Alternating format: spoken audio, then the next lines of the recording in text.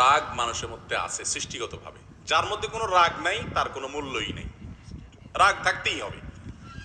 একেবারে যদি আপনি বেদা মাছের মতো হন, আছে না এক প্রকারের মাছ, বাইলা মাছ বেদা মাছের মতো চুপচাপ একদম, একেবারে আপনার ভিতরে কোনো অবস্থার পরিবর্তন হয় না। ছেলে আকাম করে, মেয়ে কুকাম করে, পরিবারের লোকেরা উল্টাপাল্টা করে, অধীনস্থ লোকেরা ঝামেলা করে, গুনাহের কাজ করে, নামাজ পড়ে না, আপনার শরীরে কোনো খবর হয় না। আছে না এরকম লোক? এই লোকের কোনো প্রশংসা নেই। আল্লাহ বলেছেন ওয়াল কাযিমিন আল গাইজ, যারা রাগকে সংবরণ করে। সংবরণ মানে কি? রাগরে আটকায় রাখে। আল্লাহ এটা বলে নাই ওয়াল আদিমিন আল গাইজ, যাদের রাগ নাই। আল্লাহ এটা বলে নাই। রাগ থাকতে হবে, কিন্তু রাগরে কি করতে হবে? কন্ট্রোল করতে হবে।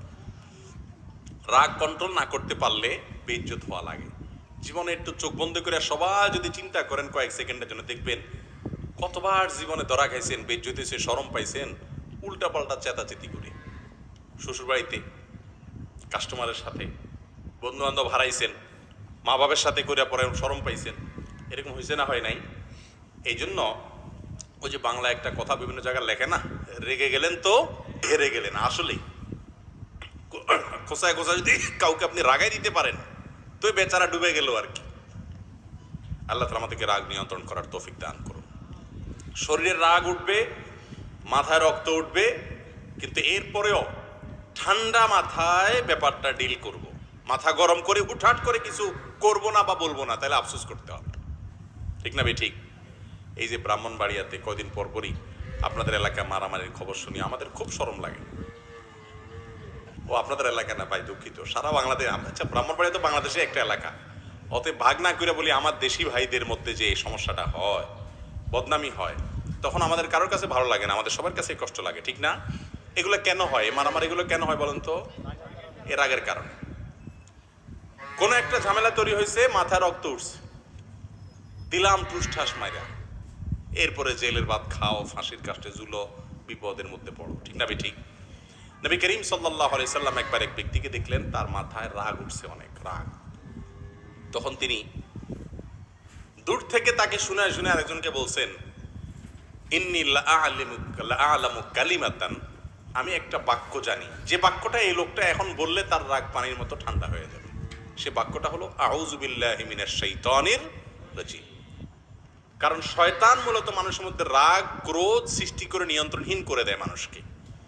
তখন ওই যে নবী সাল্লাল্লাহু আলাইহি ওয়াসাল্লাম তাকে শুনে শুনে বলছেন, ডাইরেক্ট বলতে যান নাই কেন? কারণ রাগের মাথায় যদি আপনি কাউকে বলতে যান ভাই ঠান্ডা করেন, আউযুবিল্লাহ পড়েন, একটা বক্সিং মেরেও দিতে পারে আপনাকে। ঠিক না ভাই? ঠিক। কারণ মাথা যখন গরম ওঠে তখন এই ওয়াজ নসিহত শোনার মতো মানসিকতা থাকে না। মানুষ শয়তান তো নষ্ট করে দেয় মাথা। আউযুবিল্লাহ মিনাশ শাইতানির রাজিম পড়লে কি হয়? রাগ কমে। দাঁড়ানো অবস্থার মাথা গরম হইলে বসে গেলেও রাগ কমে, বসা অবস্থা মাথা গরম হইলে শুয়ে গেলেও রাগ কমে। ছোট ছোট পিচ্ছি পোলাপানের রাগ হয় অনেক বেশি, এদেরকে আউযুবিল্লাহ পড়ে পড়ে ফু দিয়া যা খাওয়া, খানা পিনা দিবেন, পানি দিবেন, এগুলোতে দিবেন, ইনশাআল্লাহ রাগ কমবে। আল্লাহ তাআলা আমাদেরকে রাগ নিয়ন্ত্রণ করার তৌফিক দান করুন। একবার সাহাবীরা এক জায়গা দিয়ে যাচ্ছে, কুস্তি বা ওই যে আপনার এই বলি খেলা টাইপের একটা খেলা চলতেছে।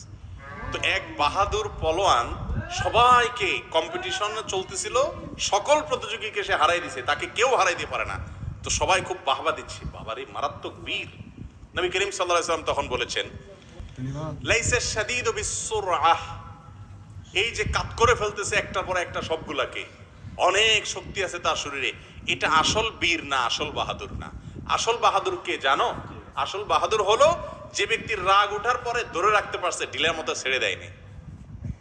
ডায়রিয়ার রোগী যখন ডায়রিয়ার চরম পর্যায়ে চলে যায়, ধরে রাখতে পারে না, তাই না? বেগ আসে, এমনি সে তার অজান্তেই বের হয়ে যায়, কাপড় চোপড় নষ্ট হয়ে যায়, ঢিলা। ঠিক না?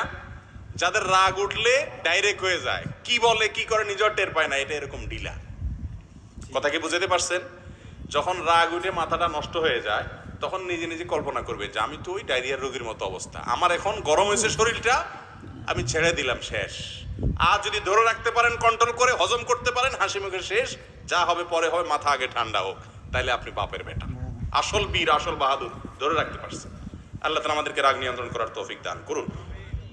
এরপরে প্রশ্ন, আপনি প্রায় সময় যৌতুকের বিরুদ্ধে অনেক শক্ত বক্তব্য দেন, কিন্তু যে সমস্ত মেয়ের বাবারা লক্ষ লক্ষ টাকা মোহরের দাবি করেন তাদের কারণে ছেলেরা বিবাহ করতে পারে না, তাদের ব্যাপারে কেন কিছু বলেন না? ভাই কিছু বলি না এই কথা সত্য না, মুশকিল হলো যার যে ওয়াজ পছন্দ সে সেটা বেশি শুনে, বেশি শেয়ার করে, বেশি লাইক দেয়। হয়তো মেয়েদের পক্ষের লোকজন একটু বেশি আজকাল, এই জন্য তাদের ওয়াজগুলা বেশি ছড়ায়।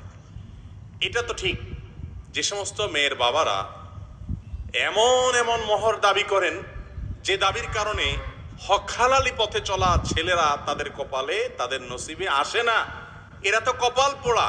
মোটা অঙ্কের একটা মোহরের ফিগার পাইছে কিন্তু সৎ ছেলে পাই নাই, এর চেয়ে বড় কপাল পোড়ার কে হতে পারে?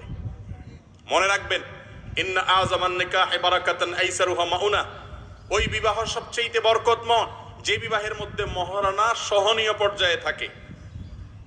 আপনি যে ছেলের কাছে বিয়ে দিবেন, আপনি জানেন তার মাসে 20-25 হাজার টাকা ইনকাম, কিন্তু মহারণা 10 লাখ টাকা আপনি কোন মুখে দাবি করেন? কোন মুখে দাবি করেন? আবার নিজে হয়তো নামাজি কালামি দাঁড়িয়ালা সৎ, কিন্তু পয়সা ছাড়া কিছু চিনে না। তো এদের কারণে জেনা আম হচ্ছে, ব্যাপক হচ্ছে, বিবাহ কঠিন হচ্ছে। মোহরকে সহজ করবেন, মোহরকে সহজ করবেন। যদি মোহর বেশি হওয়াটা গর্বের বিষয় হতো, তাহলে মুহাম্মদ সাল্লাল্লাহু আলাইহি সাল্লামের মেয়েদের মোহর সবচেয়ে বেশি হতো, ঠিক না বে ঠিক? আপনার মেয়ে কি মুহাম্মদ সাল্লাল্লাহু আলাইহি সাল্লামের মেয়ে ফাতেমার চাইতে বড় দামি হয়ে গেছে? তাহলে আপনার মেয়ের মহারণা কিভাবে আপনি বেশি দাবি করেন?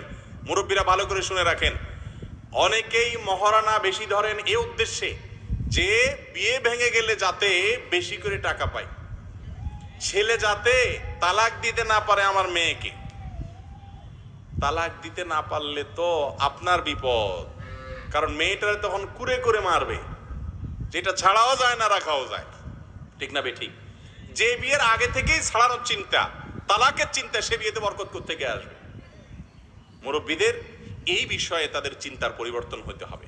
মনে রাখবেন, ছেলেটা ভালো কিনা, পরিবারটা ভালো কিনা, এটা হলো মূল বিষয়। নবী সাল্লাল্লাহু আলাইহি সাল্লাম বলেছেন ফাজফার বিজাতিদ দ্বীন, দিনদারি ঠিক আছে কিনা এটা দেখবেন এক নম্বরে। এরপরে পয়সা কড়ি থাকলে ভালো, না থাকলেও ভালো। আজকাল মুরব্বীরাও বলে কি, মেয়েরা অনেক সময় দিনদার ছেলেকে বিয়ে করতে চায়, বলে আরে এই ছেলে বড় ব্যাংকে চাকরি করে, নামাজ কালাম পড়ে না, ওটা তুমি বানায় নিবা, রেডি করে নিবা, ওইটা হয়ে যাবে। এইটা বলে না এই ছেলের উপার্জন নাই, পয়সা করি নাই, ছেলেটা ভালো, নামাজ কালাম পড়ে, দিনদার, পয়সাটা হয়ে যাবে, এটা বলে না। পয়সাটা আগে চাই, এরপরে দিনদারিটা হয়ে যাবে। কেন দিনদারি হয়ে যাবে সে রিস্কে আমি কেন থাকবো? আমি দিনদারিটা আগে চাই, এরপরে পয়সা হলে হবে, না হলে নাই, ঠিক না বে ঠিক? দেখেন, যে সমস্ত বাবা মা দিনদার ছেলে দেখে বিয়ে দেন, পয়সা করি চান না, আল্লাহ রাব্বুল আলামিন তাদের মেয়েদেরকে বেশিরভাগ ক্ষেত্রে সুখে রাখে, আলহামদুলিল্লাহ। একটা ছেলে যখন আল্লাহর ভয় তার মধ্যে থাকবে, হালাল হারাম বুঝবে, কোরআন হাদিসকে অনুসরণ করবে, সে আর যাই হোক কোনো মেয়েকে জুলুম নির্যাতন করতে পারে না। যদি করে সেটা হবে হাজারে 2-4টা বিচ্ছিন্ন ঘটনা, ঠিক না বে ঠিক? আর যার মধ্যে আল্লাহর ভয় নাই সে ঠিকই জুলুম করবে। অবশ্য অনেক ছেলে নামাজ কালাম পড়ে আবার শ্বশুরবাড়ি থেকে যৌতুক আশা করে, এ অমানুষও কম বেশ আছে। অতএব আমাদের সবাইকে হারাম থেকে বেঁচে থাকতে হবে। ছেলেরা যেরকম যৌতুক দাবি করবেন না, মেয়ের বাবারাও এরকম মোটা অঙ্কের মোহর হাঁকাবেন না। কিয়ামতের ময়দানে আল্লাহর কাছে ধরা খাবেন এগুলোর জন্য, মনে রাখবেন।